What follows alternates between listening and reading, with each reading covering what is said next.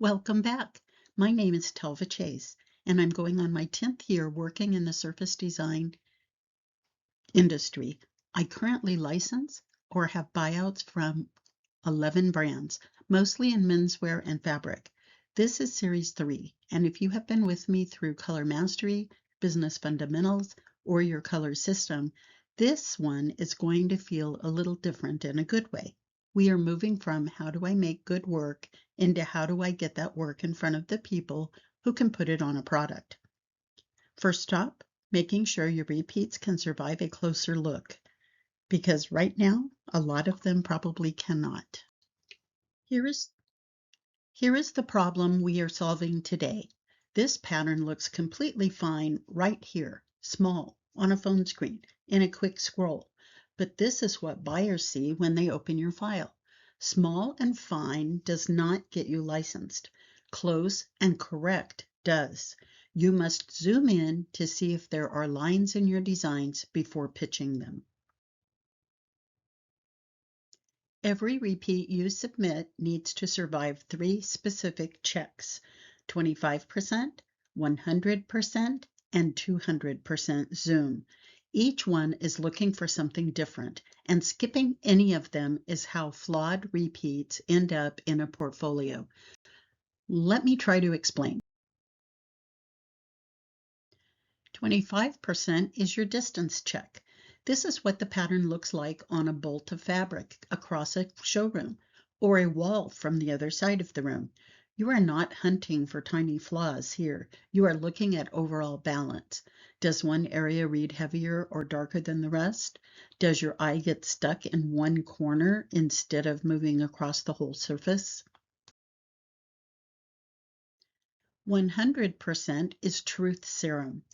This is the actual size your client will see it printed at. No zoom tricks helping you out there. This is where you ask yourself honestly, does this still look intentional, or does it look like you ran out of ideas in the bottom third of the tile? 200% is where the truth comes out. You are looking directly at the seams, where one tile edge meets the next. Is there a visible line? A color shift, a motif that gets awkwardly sliced in half at the border? This is the single most common reason technically weak repeats get rejected, and it is also the easiest one to catch if you take the time to look. And while you're at 200% zoomed in, check for clustering. This is when your motifs pile up in one area of the tile and leave another area comparatively bare. Once it repeats across a surface, that unevenness does not stay subtle. It multiplies, and suddenly you have got visible stripes of density running through what should be an even pattern. Negative space gets the same treatment. It needs to distribute evenly across the tile, not collect in one spot like it is hiding from the rest of the design. A repeat with lopsided breathing room reads as unfinished, even when every individual motif in it is beautifully drawn. Let's be honest about what a failed zoom check costs you. It is not just a friendly rejection email. Most art directors review on a seasonal cycle, so a repeat that gets caught at 200% does not just lose that submission. It can cost you the entire buying season before anyone looks at your work again. 5 minutes with a Zoom tool is cheaper than that every single time.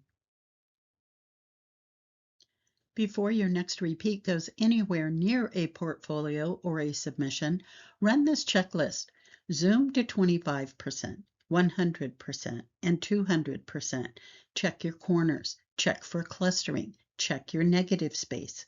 It takes a few minutes, and it is the difference between a technically sound submission and one that quietly loses you the opportunity before anyone even judges the art itself.